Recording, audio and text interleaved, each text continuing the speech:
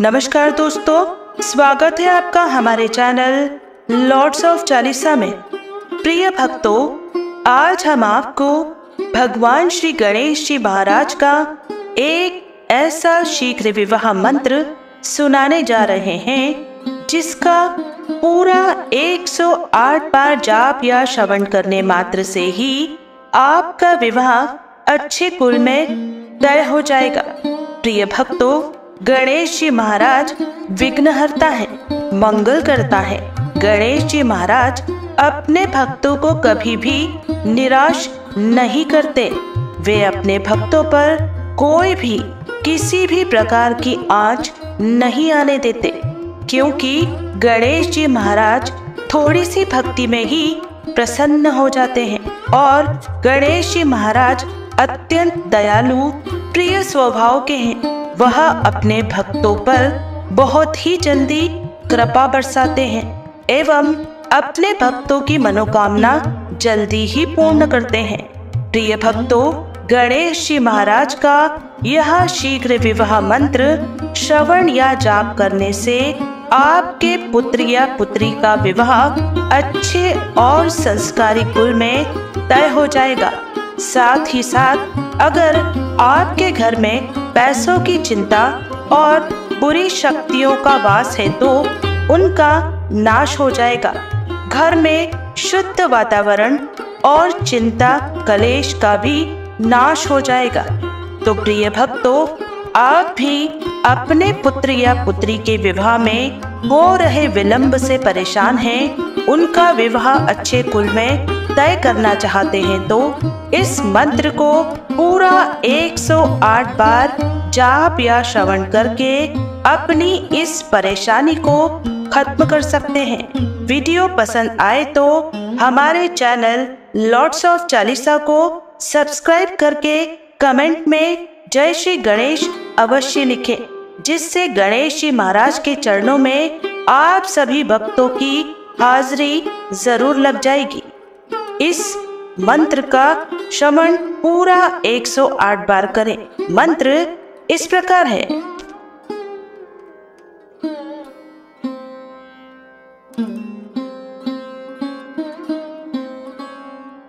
ओम श्रीं गं सौम्याय गणपतये वरद सर्वजन मे गजाननाय मम विवा कुरु स्वाहा।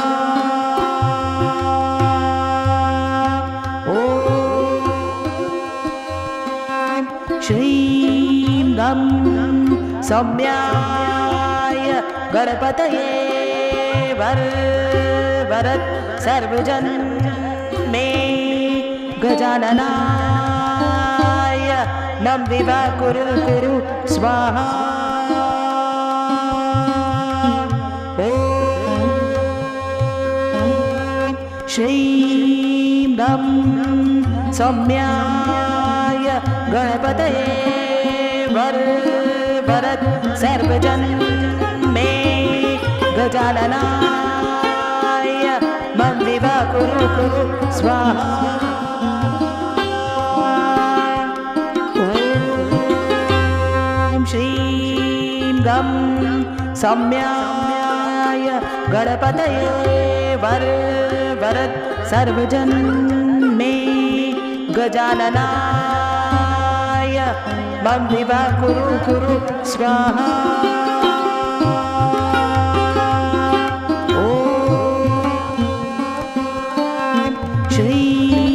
गं सौम्याय गणपतये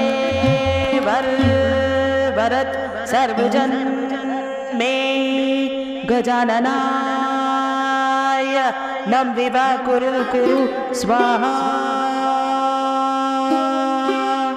ओम श्रीं गं सौम्याय गणपतये वरद सर्वजन मे गजाननाय मम विवा कुरु स्वाहा। ओम गं सौम्याय गणपतये वरद सर्वजन मे गजाननाय मम विवाह कुरु स्वाहा।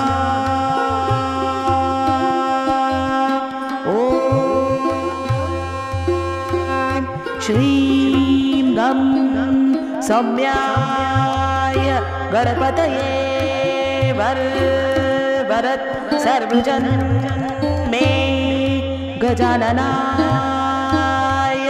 मम विवाह कुरु स्वाहा।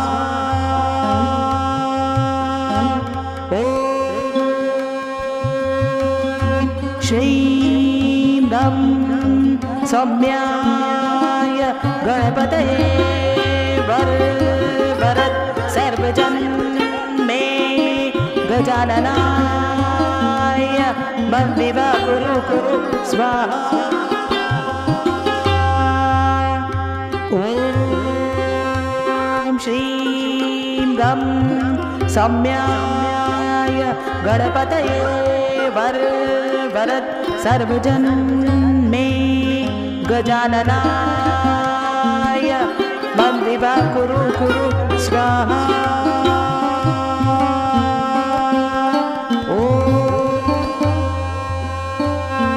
श्रीं गं सौम्याय गणपतये वरद सर्वजन मे गजाननाय मम विवाह कुरु स्वाहा।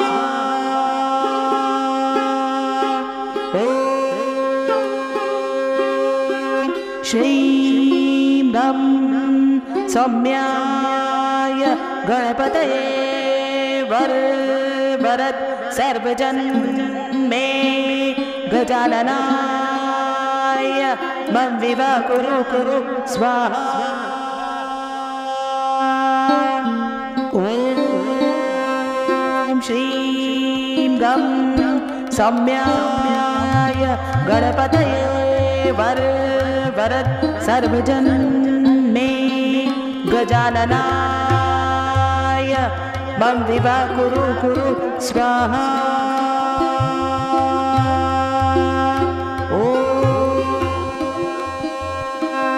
श्रीं गं सौम्याय गणपतये वरद सर्वजन मे गजाननाय मम विवाह कुरु स्वाहा।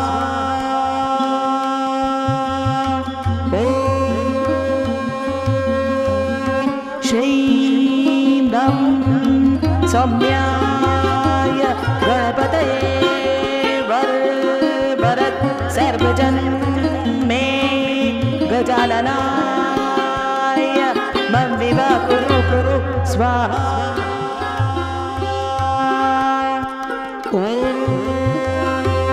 श्रीं गं सौम्याय गणपतये वरद सर्वजन मे गजाननाय मम विवाह कुरु स्वाहा।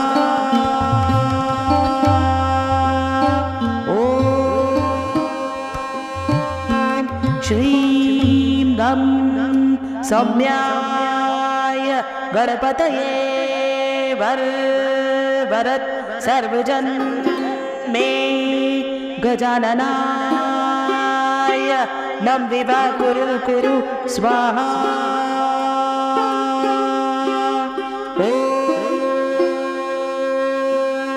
श्रीं गं सौम्याय गणपतये वरद सर्वजन मे गजाननाय मम विवाह कुरु स्वाहा। ॐ श्रीं गं सौम्याय गणपतये वरद सर्वजन मे गजाननाय मम विवाह कुरु स्वाहा। ॐ श्रीं गं सौम्याय गणपतये वरद सर्वजन मे गजाननाय नम विवा कुरु स्वाहा।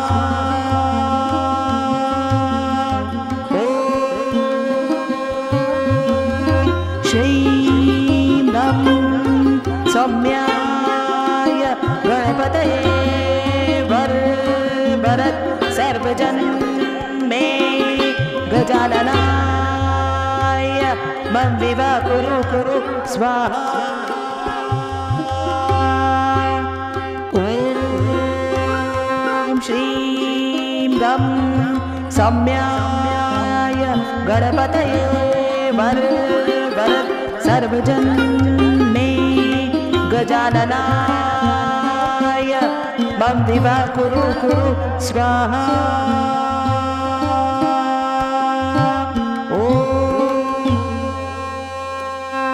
श्रीं गं सौम्याय गणपतये वरद सर्वजन मे गजाननाय नम विवा कुरु स्वाहा।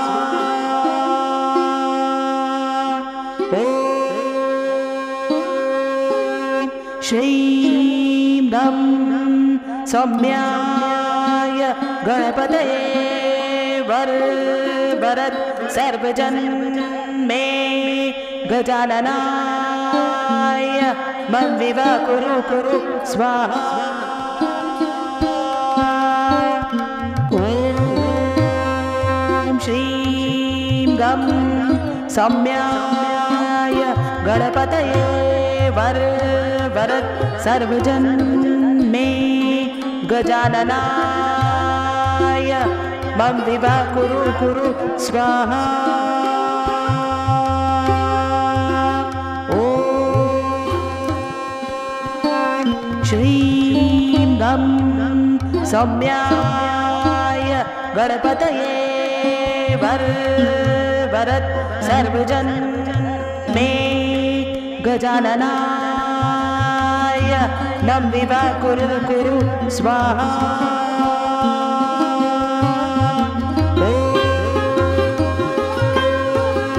श्रीं गं सौम्याय गणपतये वरद सर्वजन मे गजाननाय मम विवा कुरु स्वाहा।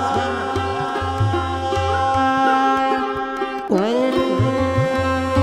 श्रीं गं सौम्याय गणपतये वरद सर्वजन मे गजाननाय मम विवा कुरु स्वाहा। ॐ श्रीं गं सौम्याय गणपतये वरद सर्वजन मे गजाननाय नम विवा कुरु स्वाहा। ॐ श्रीं गं सौम्याय गणपतये वरद सर्वजन मे गजाननाय मम विवा कुरु स्वाहा। ॐ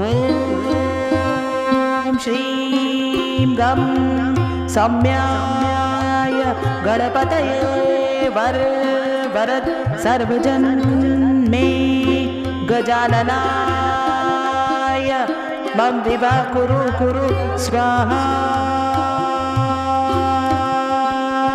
ॐ श्रीं गं सौम्याय गणपतये वरद सर्वजन मे गजाननाय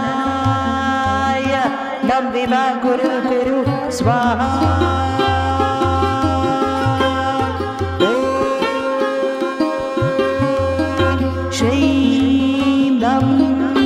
सौम्याय गणपतये वरद सर्वजन्मे गजाननाय मम विवा कुरु स्वाहा।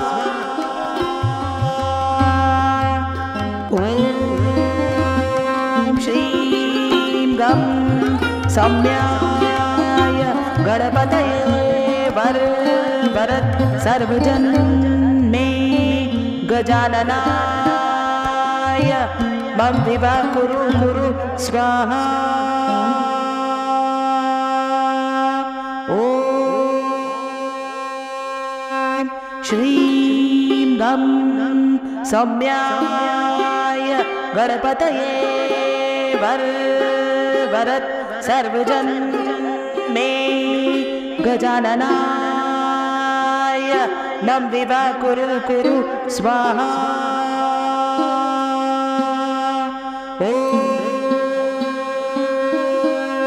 श्रीं गं सौम्याय गणपतये वरद सर्वजन्मे गजाननाय मम विवा कुरु स्वाहा। ॐ श्रीं गं सौम्याय गणपतये वरद सर्वजन्मे गजाननाय मम विवा कुरु स्वाहा। ॐ श्रीं गं सौम्याय गणपतये वरद सर्वजन्मे गजाननाय मम विवा कुरु स्वाहा।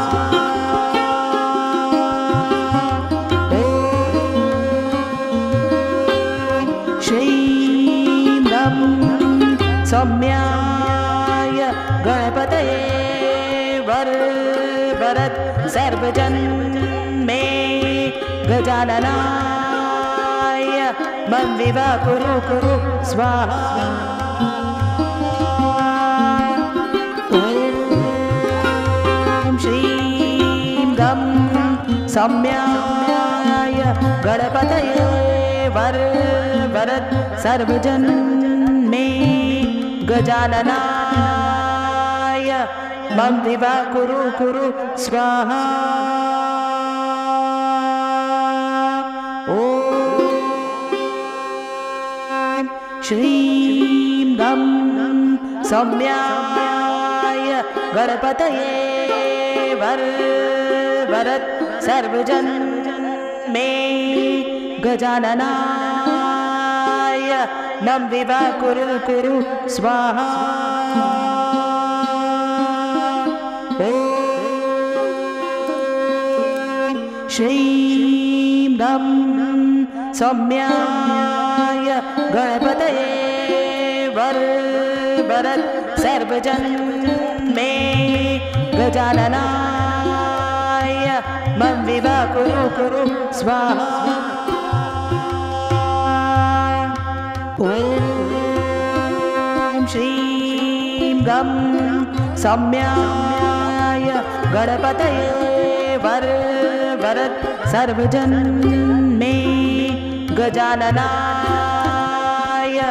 मम विवा कुरु स्वाहा। ॐ श्रीं गं सौम्याय गणपतये वरद सर्वजन्मे गजाननाय मम विवा कुरु स्वाहा। ॐ श्रीं गं सौम्याय गणपतये वरद सर्वजन्मे गजाननाय मम विवा कुरु स्वाहा। ॐ गं सौम्याय गणपतये वरद सर्वजन्मे गजाननाय मम विवा कुरु स्वाहा।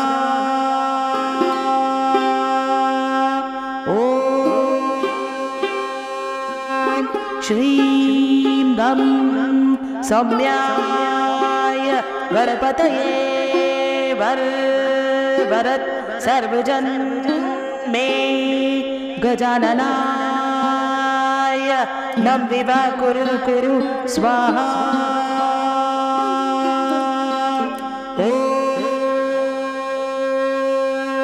श्रीं गं सौम्याय गणपतये वरद सर्वजन्मे गजाननाय मम विवा कुरु स्वाहा। ॐ श्रीं गं सौम्याय गणपतये वरद सर्वजन्मे गजाननाय मम विवा कुरु स्वाहा। ॐ श्रीं गं सौम्याय गणपतये वरद सर्वजन्मे गजाननाय मम विवा कुरु स्वाहा।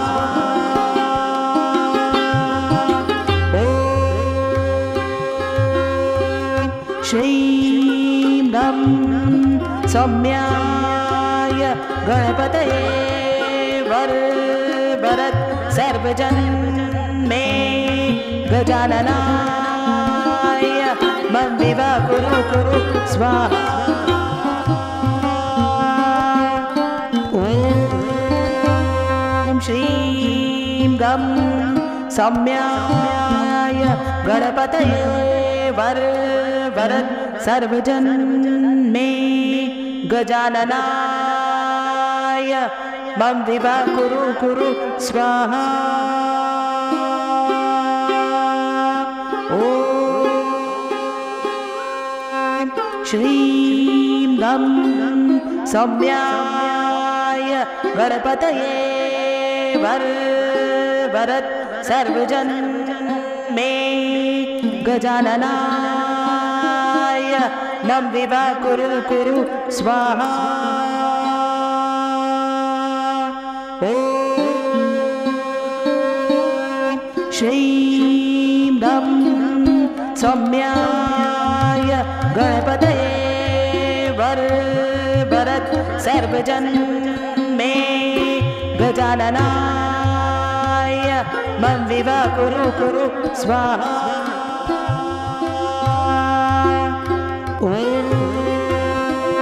श्रीं गं सौम्याय गणपतये वरद सर्वजन्मे गजाननाय मम विवा कुरु स्वाहा। ॐ श्रीं गं सौम्याय गणपतये वरद सर्वजन्मे गजाननाय मम विवा कुरु स्वाहा। ॐ श्रीं गं सौम्याय गणपतये वरद सर्वजन्मे गजाननाय मम विवा कुरु स्वाहा। ॐ श्रीं गं सौम्याय गणपतये वरद सर्वजन्मे गजाननाय मम विवा कुरु स्वाहा। ॐ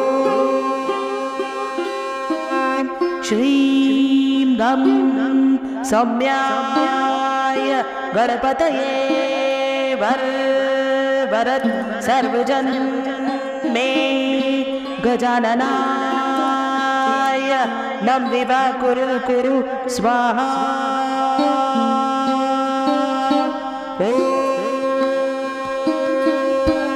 श्रीं गं सौम्याय गणपतये वरद सर्वजन मे गजाननाय मम विवा कुरु कुरु स्वाहा ॐ श्रीं गं सौम्याय गणपतये वरद सर्वजन मे गजाननाय मम विवा कुरु कुरु स्वाहा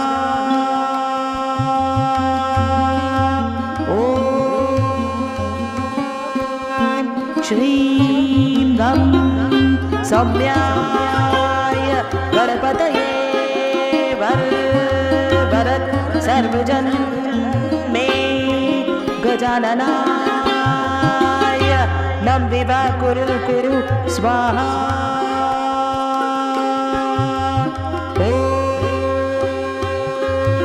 ॐ श्रीं गं सौम्याय गणपतये वरद सर्वजन मे गजाननाय मम विवा कुरु कुरु स्वाहा ॐ श्रीं गं सौम्याय गणपतये वरद सर्वजन मे गजाननाय मम विवा कुरु कुरु स्वाहा ॐ श्रीं गं सौम्याय गणपतये वरद सर्वजन मे गजाननाय नम विवा कुरु कुरु स्वाहा ॐ श्रीं गं सौम्याय गणपतये वरद सर्वजन मे गजाननाय मम विवा कुरु कुरु स्वाहा ॐ श्रीं गं सौम्याय गणपतये वरद सर्वजन मे गजाननाय मम विवा कुरु कुरु स्वाहा ॐ श्रीं गं सौम्याय गणपतये वरद सर्वजन मे गजाननाय नम विवा कुरु कुरु स्वाहा ॐ श्रीं गं सौम्याय गणपतये वरद सर्वजन मे गजाननाय मम विवा कुरु कुरु स्वाहा ॐ श्रीं गं सौम्याय गणपतये वरद सर्वजन मे गजाननाय मम विवा कुरु कुरु स्वाहा ॐ श्रीं गं सौम्याय गणपतये वरद सर्वजन मे गजाननाय नम विवा कुरु कुरु स्वाहा ॐ श्रीं गं सौम्याय गणपतये वरद सर्वजन्मे गजाननाय मम विवा कुरु स्वाहा। ॐ श्रीं गं सौम्याय गणपतये वरद सर्वजन्मे गजाननाय मम विवा कुरु स्वाहा।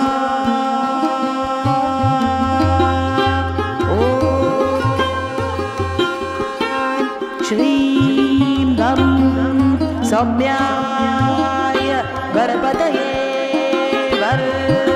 वरद सर्वजन्मे गजाननाय मम विवा कुरु स्वाहा।